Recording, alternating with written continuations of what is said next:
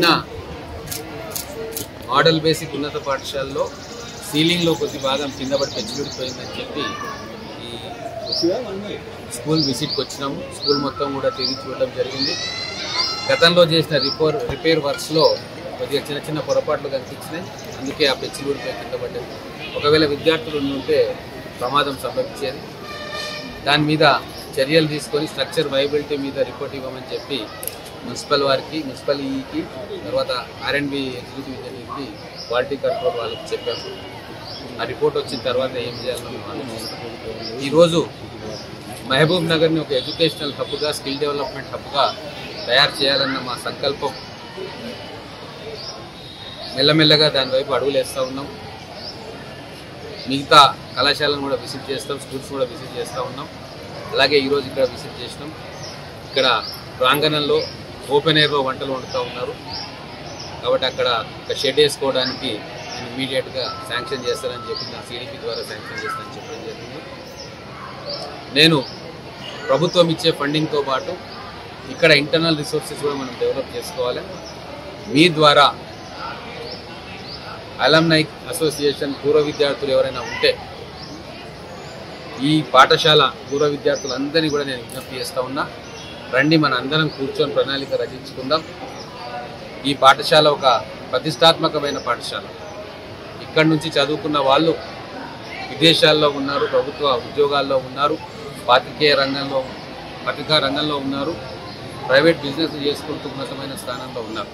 మనందరం కూడా మళ్ళీ మన విద్య నేర్పిన పాఠశాలకు ఎంతో కొంత సహాయం చేయాల్సిన తరుణం ఆసన్నమైంది. కాబట్టి అందరినీ కూడా నేను రిక్వెస్ట్ చేస్తూ ఉన్నా. నా తరఫున కూడా 5 లక్షల రూపాయలు అలమ్నై అసోసియేషన్కి నేను ఇవ్వబోతా ఉన్నా. దాని ద్వారా ఏదైనా ఇన్ఫ్రాస్ట్రక్చర్ ఏదైనా అడిషన్ చేసుకోవడానికి ఉపయోగించుకోవచ్చు. అలాగే మంచి లైబ్రరీ, మంచి కంప్యూటర్ ల్యాబ్, ఇంకేమైనా స్కిల్ డెవలప్మెంట్కి సంబంధించిన పరికరాలు ఇవ్వడానికి మేము సిద్ధంగా ఉన్నాం. ఒకటే లక్ష్యం మాకు ఇప్పుడు మా ప్రభుత్వానికి, మహబూబ్ నగర్ను ఎడ్యుకేషనల్ హబ్గా, స్కిల్ డెవలప్మెంట్ హబ్గా తయారు చేయాలి. దానికోసం మేము శాయశక్తులకు కృషి చేస్తూ ఉన్నాం. విద్యాదానమే అన్ని దానాల కంటే గొప్పది. కాబట్టి పట్టణంలోని ప్రముఖులకు, ఈ పాఠశాలలో చదివిన పూర్వ విద్యార్థులకు అందరికీ కూడా నా తరఫున, పాఠశాల యాజమాన్యం తరఫున, ప్రభుత్వం తరఫున విజ్ఞప్తి చేస్తూ ఉన్నాం. మీరందరూ కూడా కలిసి రండి.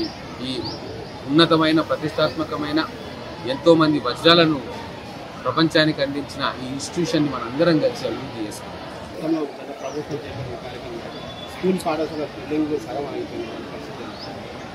ఇప్పుడు ఒకటి రివ్యూ తీసుకుంటా ఉంది.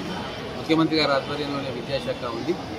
అన్ని జిల్లాల్లో కూడా విద్యా ప్రమాణాలు, గతంలో ఏం జరిగింది, వాళ్ళు ఏం చేశారు, ఇంకా మేము ఏం చేయాలి, వీటన్నిటి మీద కూడా ఎక్స్పర్ట్ కమిటీ తోటి కూలంకషంగా అధ్యయనం చేయాల్సిన అవసరం ఉంది. దాని ముఖ్యమంత్రి గారు ఆ చర్యలు తీసుకుంటాం. ఖచ్చితంగా విద్యా వ్యవస్థను మెరుగుపరచాలని చెప్పి మా ప్రభుత్వ సంకల్పం. గత 10 ఏళ్లుగా విద్యా, వైద్యం మీద నిర్లక్ష్యం గత ప్రభుత్వాలు చేసినాయి, కనబడతా ఉంది. ఎక్కడ కూడా కొత్త ఇన్స్టిట్యూషన్స్ వచ్చిన దాఖలా లేదు. ముఖ్యంగా మహబూబ్ నగర్ పట్టణంలో, వెనుకబడ్డ జిల్లాగా పేరున్న మహబూబ్ నగర్లో కొత్త ఇన్స్టిట్యూషన్స్ రాలేదు. కాబట్టి సరే, గతంలో జరిగిపోయింది కానీ ఈ మా హయాంలో, కాంగ్రెస్ ప్రభుత్వ హయాంలో ఖచ్చితంగా అనేక ఇన్స్టిట్యూషన్స్ను మహబూబ్ నగర్ జిల్లాకు తీసుకురావాలని చెప్పి మా ప్రయత్నం. ముఖ్యమంత్రి గారి సహకారంతో పెద్ద ఇన్స్టిట్యూషన్స్ ఇక్కడికి తీసుకొచ్చి కొన్ని వేల మంది విద్యార్థులకు దారి చూపే విధంగా మా ప్రణాళిక ఉంటుంది. భవిష్యత్తులో మహబూబ్ నగర్లో విద్యకు స్వర్ణయుగం రాబోతా ఉంది. అది మాత్రం ఖచ్చితంగా చెప్తాం.